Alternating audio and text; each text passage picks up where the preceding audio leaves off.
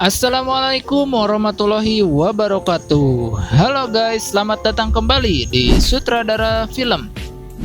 Dan di video kali ini saya akan membahas sebuah film yang menceritakan seorang mantan tentara pasukan khusus yang menumpas habis ratusan musuh sendirian demi menyelamatkan anaknya yang diculik.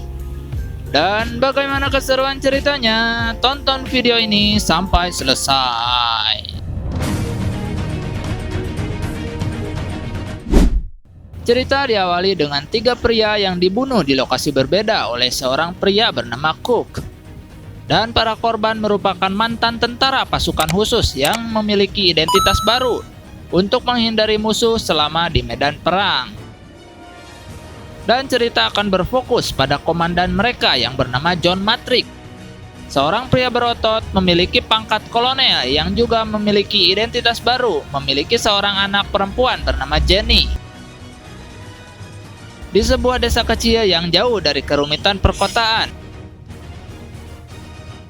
Saat itulah John dikejutkan dengan kemunculan helikopter tentara angkatan darat, dan ternyata itu adalah atasannya yang bernama Jenderal Kirby.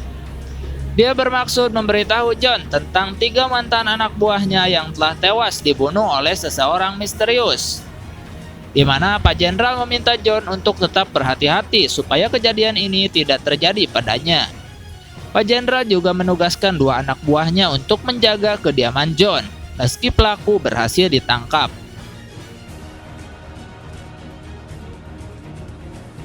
Dan tiba-tiba baru saja Pak Jenderal akan pergi, muncullah kelompok penjahat yang langsung menembaki kedua penjaga. John menyuruh Jenny untuk bersembunyi di kamar, sementara John sendiri akan pergi ke gudang untuk mengambil senjata. Ketika John kembali, ia langsung dikejutkan oleh kematian si penjaga dan satu perwakilan penjahat yang mengatakan bahwa rekan-rekannya telah membawa Jenny pergi. Dan jika John ingin anaknya selamat, maka John harus menuruti semua perintahnya. Tanpa pikir panjang, John langsung menyerang orang itu sampai tewas. Kemudian John langsung pergi ke mobilnya untuk mengejar mereka, namun sayang mesin mobilnya telah dirusak sehingga John pun mendorong mobil tersebut, menaikinya dan mengejar para penjahat itu dengan mobil rusaknya sampai mobilnya terguling dan meledak. Sempat terjadi pertarungan dengan beberapa penjahat bersenjata dan John berhasil melumpuhkannya. John sangat terkejut saat melihat salah satu dari mereka ternyata adalah mantan anak buahnya bernama Bennett. John pun dibawa menghadap pemimpin para penjahat ini yang bernama Arius, seorang mantan diktator kejam dari Amerika Selatan. Dan Arius memiliki sebuah keinginan untuk menjadi seorang presiden di sebuah negara bernama negara Valverde. Karena John kenal dekat dengan Presiden Valverde, maka Arius meminta John untuk membunuhnya. Dan jika dia menolak hal itu, maka keselamatan Jenny putrinya akan terancam. Sehingga John tidak memiliki pilihan lain selain melakukan apa yang diminta oleh Arius. John pun tiba di bandara dan masih penasaran alasan Bennett berkhianat. Di mana Bennett mengatakan bahwa Arius telah membayar mahal untuk ini. Ditambah Bennett memiliki dendam pribadi kepada John yang telah memecatnya dan Bennett harus hidup susah. John ditemani satu penjahat bernama Decky. John akan menempuh perjalanan selama 11 jam menuju negara Valverde. Yang apabila sampai di sana, si Decky sudah mati atau John bertindak macam-macam, maka Arius akan segera membunuh Jenny. Di situ juga ada seorang penjahat yang mengawasi keberangkatan mereka bernama Donnie, yang bertugas untuk melaporkan keberangkatan ini dan terus mengawasi sampai pesawat sudah lepas landas. Sebagai seorang tentara yang sudah berpengalaman, tentu situasi seperti ini sudah bisa terbaca oleh John, yang langsung membunuh si Decky. John pun pergi ke ruangan kargo. Di situ John keluar melalui lubang tempat roda pesawat. Sehingga ketika lepas landas, ia bisa langsung lompat dan mendarat di rawa-rawa. John memiliki waktu 11 jam sebelum Arius menyadari jika ia tidak berangkat. Sehingga dengan waktu sesingkat itu, John harus segera mengetahui lokasi tempat Jenny disekap dan menyelamatkannya. John pun kembali ke bandara untuk mencari si Donnie yang ternyata sedang menggoda seorang wanita bernama Cindy. Ketika Donnie akan pulang ke markas, John meminta Cindy untuk jangan melawan, cukup ikuti saja kemana perginya si Donnie, dan John tidak akan menyakitinya.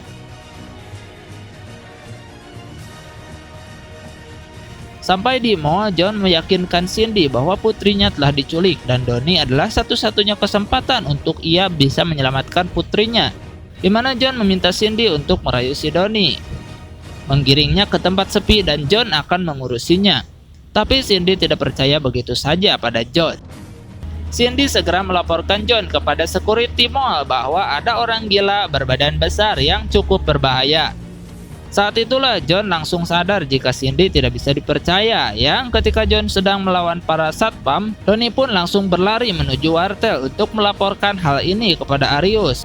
John pun segera mengejarnya, merusak kotak telepon, melawan 10 satpam sekaligus, dan kembali harus mengejar si Donnie di jalan raya. Sampai di dekat tebing, John pun menyenggol mobil Donnie hingga ia terguling. Kemudian membawanya tepat di atas jurang, di mana saat Donnie sudah memberitahu di mana ia menginap, John pun langsung menjatuhkannya. Dalam perjalanan ke hotel si Donnie, John pun meminta maaf karena dia tidak bisa menjaga amanah karena telah melibatkan Cindy dalam masalah ini. Dan kalau Cindy ingin berhenti, ia bisa menurunkannya nanti. Tetapi Cindy rupanya memiliki jiwa sosial dan kemanusiaan yang tinggi, di mana profesinya sebagai staf di kantor penerbangan membuat Cindy simpati dan memutuskan untuk mengikuti John sampai anaknya berhasil diselamatkan. Tiba di hotel Donnie, John dan Cindy langsung mencari petunjuk untuk mengetahui di mana markas si Arius. Yang tak lama datanglah si Cook untuk meminta laporan tentang keberangkatan si John. Yang ketika ia masuk, John langsung menghajarnya hingga terjadi perkelahian sengit di antara mereka berdua. Cook pun tewas tertusuk patahan kayu. John dan Cindy segera memeriksa dashboard mobilnya dan menemukan surat pengisian bahan bakar pesawat yang dengan profesinya sebagai staf penerbangan membuat Cindy bisa langsung mengetahui jika lokasi markas Arius berada di sebuah pulau yang harus menggunakan pesawat untuk bisa sampai di sana. Dengan sebuah alat berat, John mendobrak paksa sebuah toko senjata dan alat-alat kemiliteran, di mana John dan Cindy langsung mengumpulkan barang-barang yang diperlukan sebagai persiapan untuk menyerangnya. Dan ya, muncullah para petugas yang langsung menangkapnya karena perbuatan John jelas-jelas melanggar hukum. Para petugas pun membawa John tanpa memeriksa identitas sehingga mereka tidak mengetahui bahwa ada Cindy yang masih berada di dalam. Saat dalam perjalanan ke kantor polisi itulah Cindy pun menggoda para petugas tersebut yang membuat mereka kehilangan konsentrasi. Lalu Cindy menghentikan mobilnya dan mengeluarkan senjata. Kemudian Cindy pun menembakkan senjata itu yang langsung membuat mobil polisi meledak. Mereka berdua pun segera pergi ke pelabuhan sesuai dengan alamat yang tertera pada surat pengisian bahan bakar, melumpuhkan satu penjaga hingga mengsabotase sebuah pesawat amfibi. Yang hal itu sempat diketahui oleh beberapa penjaga yang sedang berpatroli.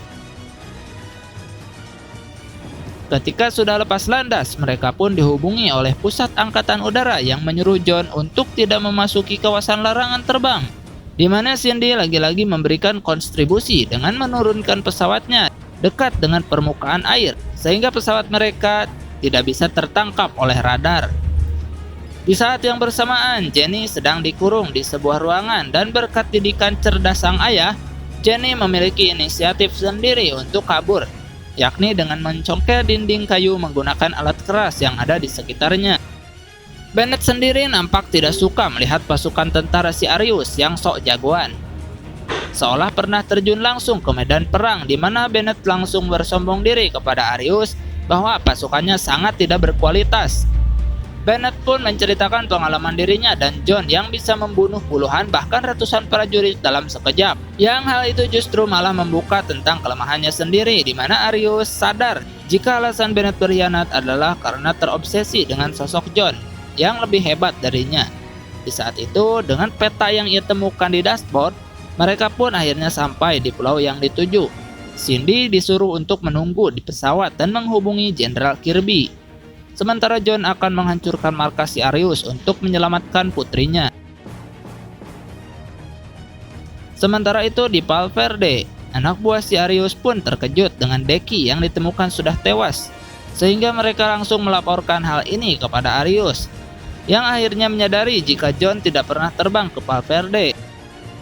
Si Jon yang sedang memantau situasi dan kondisi markas Arius, yang ternyata penuh dengan tentara penjaga yang memenuhi pulau tersebut.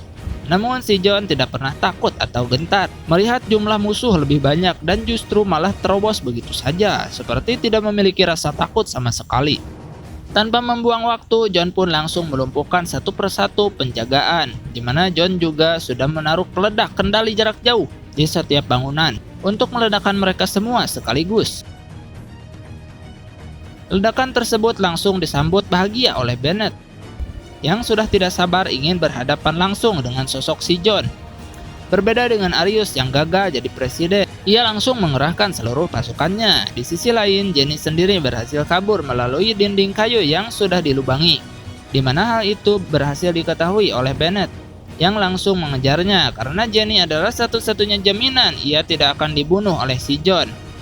Kembali ke Jon yang semakin membabi buta. Dengan senjata berkaliber besar, Jon membantai puluhan pasukan sendirian, dan pada akhirnya si Jon tetap terkena tembakan juga. Jon bersembunyi di dalam gudang kecil untuk mengatasi luka tembak di perutnya, di mana para pasukan yang berada di luar pun segera memberondong gudang tersebut dengan senjata mereka. Yang ketika satu tentara masuk untuk memeriksa, Jon segera menusuknya dan membantai sisanya dengan penuh kebrutalan. Selesai membantai seluruh pasukan, Jon pun masuk ke dalam rumah, yang di situ ada Arius yang sudah menunggu. Terjadi baku tembak di sana, dan Arius mudah saja untuk dikalahkan. Jon pun segera pergi ke ruangan bawah tanah. Jaime berhasil tertangkap oleh Bennett, yang ketika Jon akan menolongnya, Bennett langsung menembak dan melukai bahu si Jon. Dengan memanfaatkan hasrat dan ambisi Bennett untuk lebih unggul dan tangguh darinya, Jon pun mengiming-imingi Bennett untuk bertarung menggunakan pisau daripada pistol. Dan ketika Bennett berhasil terpengaruh untuk melepaskan Jaime, Bennett pun mengatakan bahwa ini yang dia mau. Mereka berdua kemudian terlibat pertarungan pisau yang membuat Jon kembali terluka. Dilanjut dengan tangan kosong yang lagi-lagi Jon kesulitan melawannya. Yang ketika Bennett kalah, ia pun curang dengan mengeluarkan pistol simpanannya. Yang saat itu juga Jon segera mematahkan pipa, lalu melemparkannya yang membuat si Bennett tewas. Setelah semuanya selesai, barulah Jenderal Kirby dan pasukan pun datang. Yang ketika Jon ditanya, apakah ada tersisa untuk kami? Jon pun mengatakan, ya, tersisa jasad dan beberapa properti yang rusak. Jenderal Kirby pun bertanya, apakah kau bersedia memimpin pasukan lagi? Jon pun menjawab, next time. Dan film pun selesai. Sekian dan terima kasih telah menonton video ini. Saya pamit. Wassalamualaikum warahmatullahi wabarakatuh.